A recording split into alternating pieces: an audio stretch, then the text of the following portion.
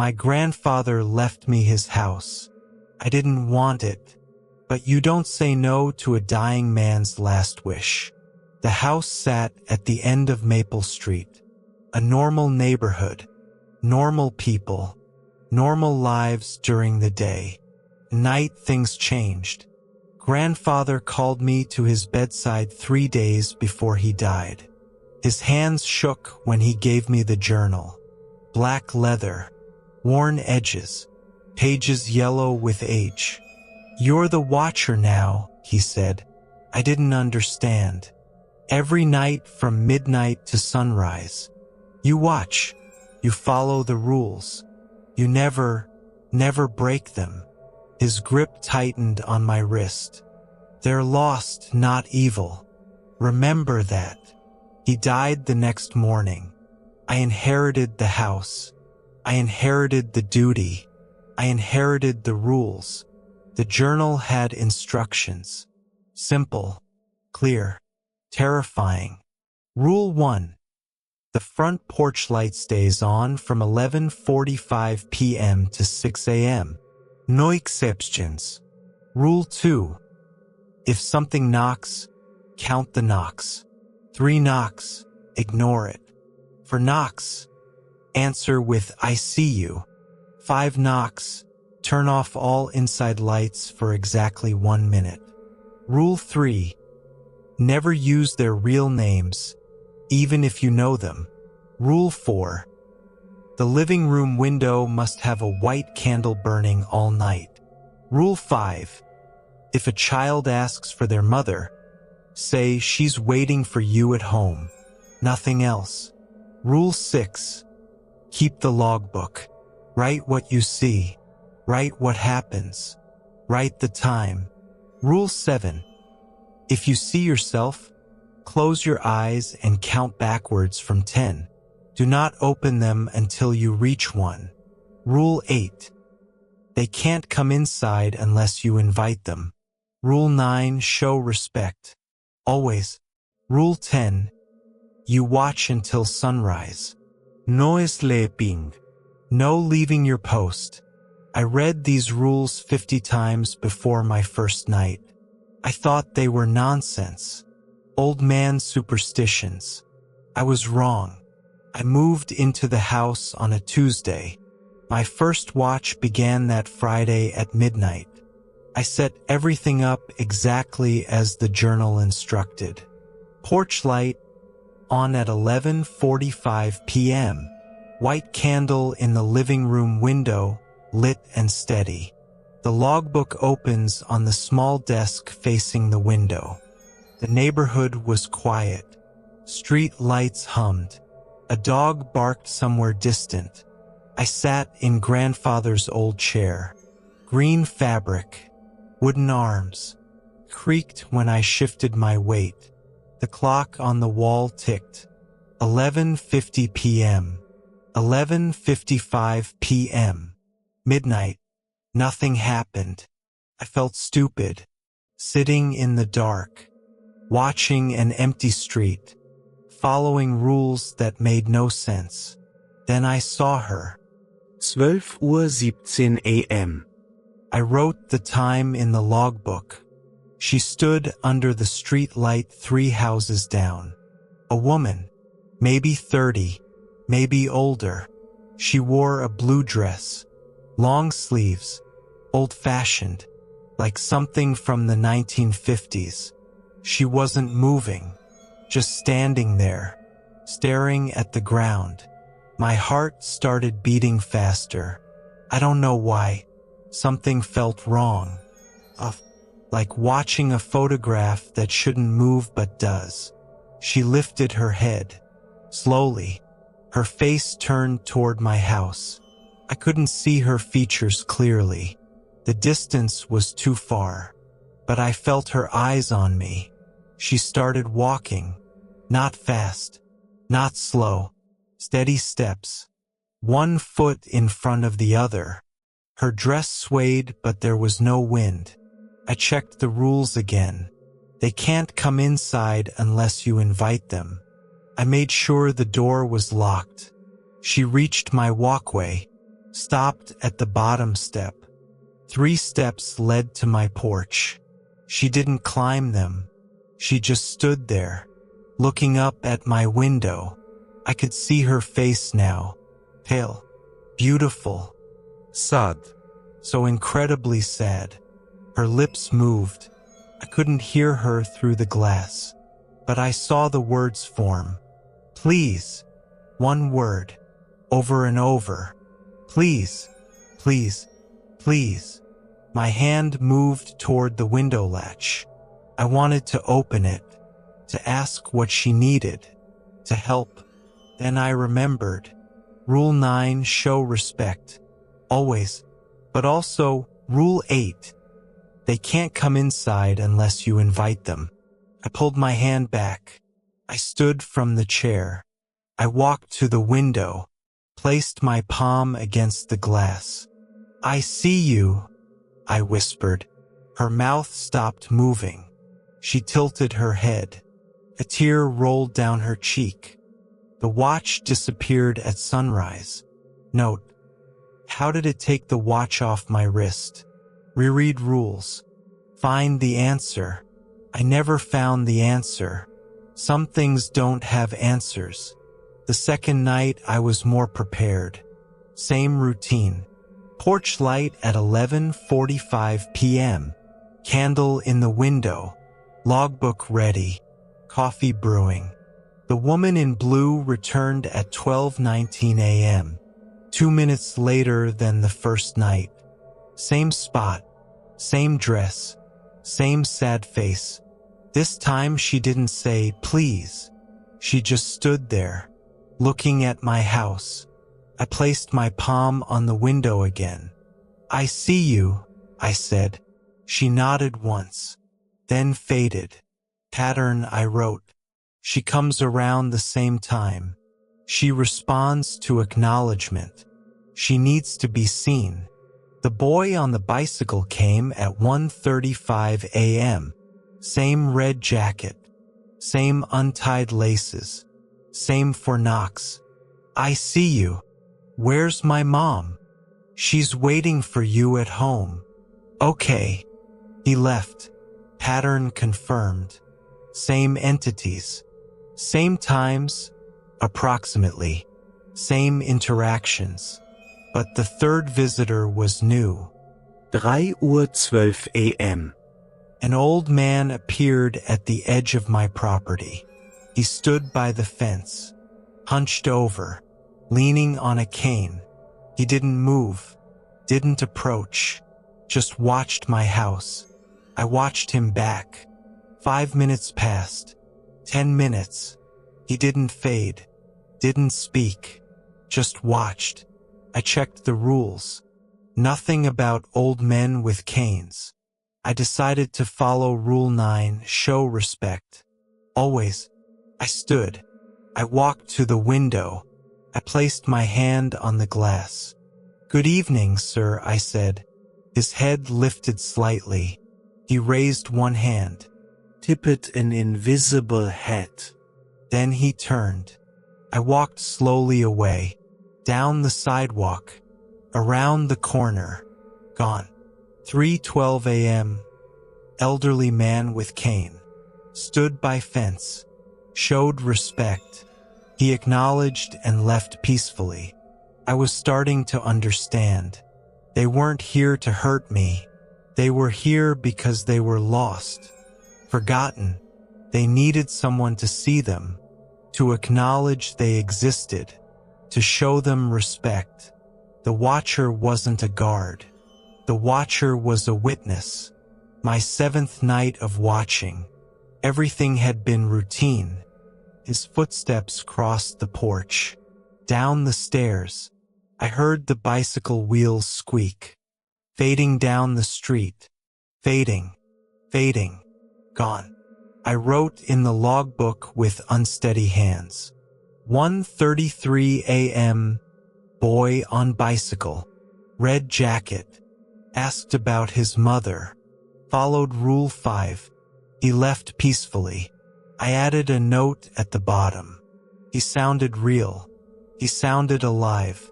Remember, They're lost, not evil. I repeated grandfather's words to myself. They helped. A little.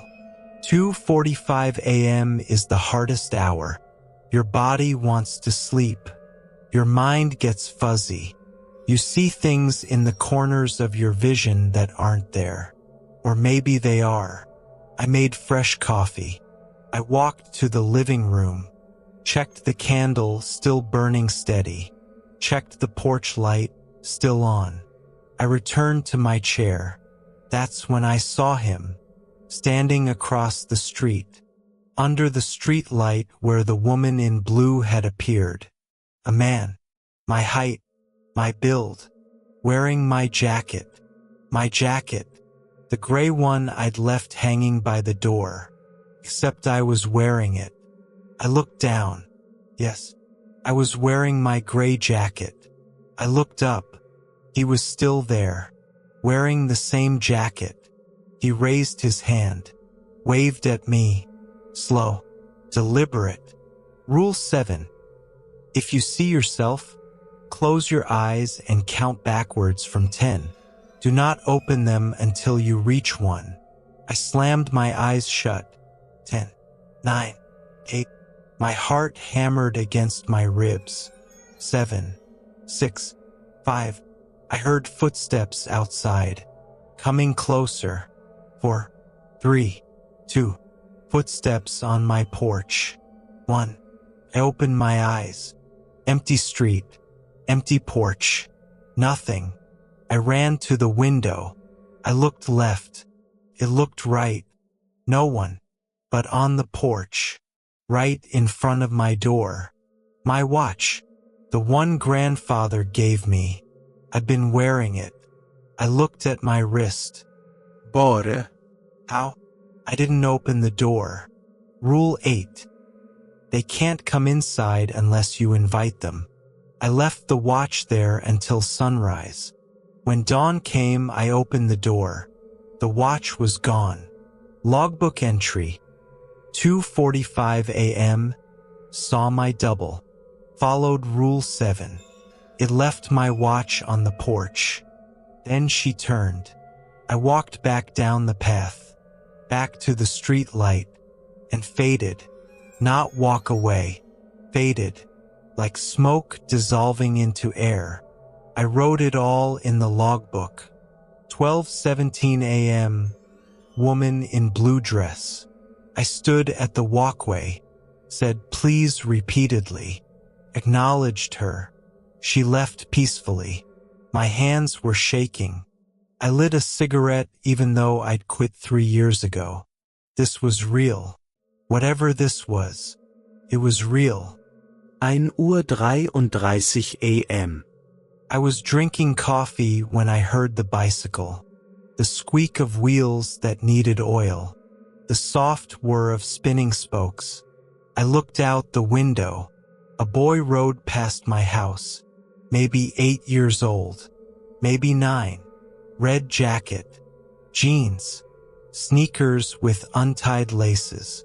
He rode in slow circles in the middle of the street, round and round, under the street light.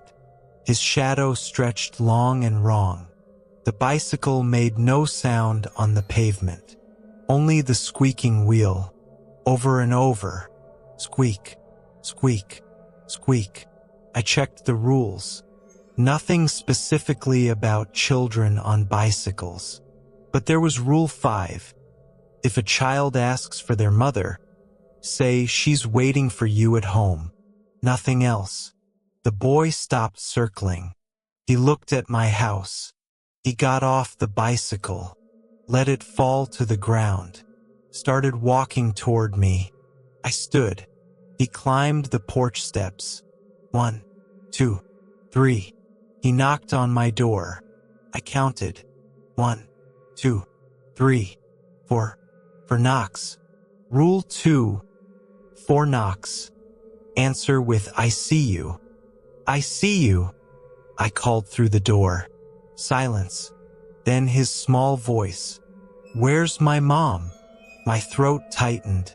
He sounded so young, so lost. Rule 5.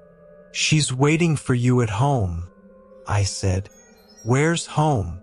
The rule said nothing else. I didn't answer. Please, he said. I don't remember where home is. I pressed my forehead against the door. This was a child. Lost. Scared. I wanted to open the door. To help him. To call someone. But I knew. I knew what he was. She's waiting for you at home, I repeated. Silence. Long silence. Then, okay. The woman in blue at 12:17 to 12:21 a.m. The boy was on the bicycle at 1:33 to 1:38 a.m. The old man at 3:10 to 3:17 a.m. I started to relax, to feel comfortable. That was my mistake. 4:44 a.m. I heard crying, soft at first, then louder.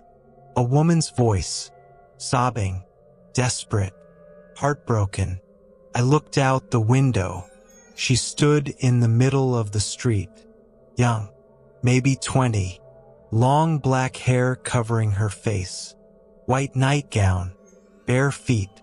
She was crying into her hands. Her whole body shook with sobs. I checked the rules. Nothing about crying women. But Rule 9. Show respect. I opened the window, not the door. Never the door. Miss, I called softly. She stopped crying. Her hands lowered slowly. Her hair still covered her face. Miss, are you all right? Stupid question. Obviously she wasn't all right. She lifted her head. Her hair parted. I saw her face and immediately wished I hadn't. Her eyes were gone. Not closed. Gone. Empty sockets. Black and hollow. Her mouth opened. Have you seen my eyes? She asked. Her voice was calm now. Too calm. I lost my eyes. My hand trembled on the window frame. Have you seen them? I didn't know what to say.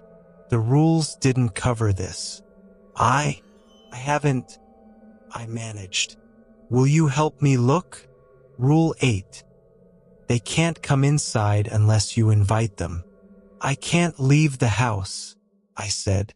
She tilted her head. Why not? I'm the watcher. I have to stay. She stood perfectly still. Then watch, she said. She raised her hands to her face, pressed her fingers into the empty sockets. I wanted to look away. Couldn't. Rule 6. Keep the logbook. Write what you see. I had to watch. Her fingers searched inside the hollows. They're here somewhere, she whispered. They have to be. They have to be. They have to be. She repeated it over and over. My stomach turned. Then I remembered. Rule 9. Show respect. Always. Miss, I said firmly. You don't need eyes to be seen. Her hands stopped. Lowered. She turned her empty gaze toward me. What? I see you, I said. Right now. I see you. Silence. Long silence. You see me? Yes. A tear rolled from an empty socket. Impossible. But I saw it. Thank you, she whispered. She turned. I walked away. Down the street. Her bare feet made no sound. She faded before she reached the corner. I closed the window, sat down heavily, wrote in the logbook with shaking hands.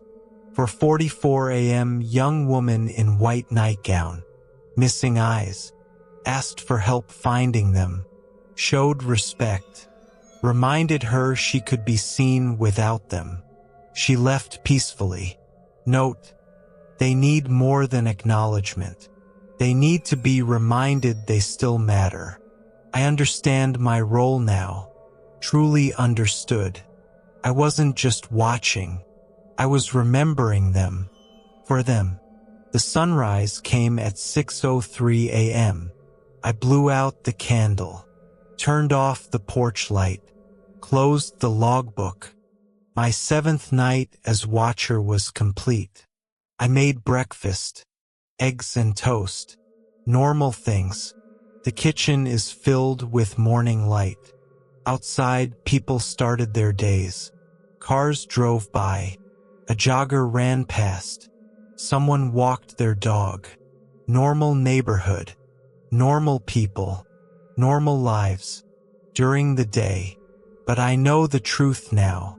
At night, the lost ones walked. And I would watch. Every night. From midnight to sunrise. Following the rules. Showing respect. Being their witness. Their watcher. This was my inheritance. My duty. My purpose. And tomorrow night I will do it again. The night watcher's log will continue. There are more visitors. More rules. More stories to witness. But tonight, the watcher rests. Day 7.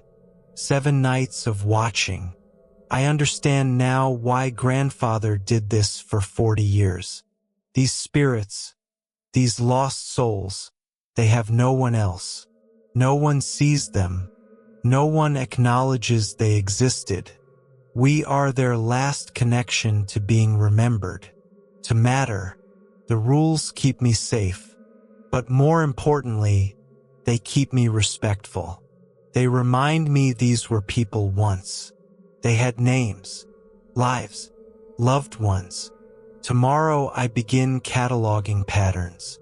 The woman in blue, the boy on the bicycle, the old man, the woman with no eyes. How many more are out there? How many more need to be seen? I am the watcher, and I will watch.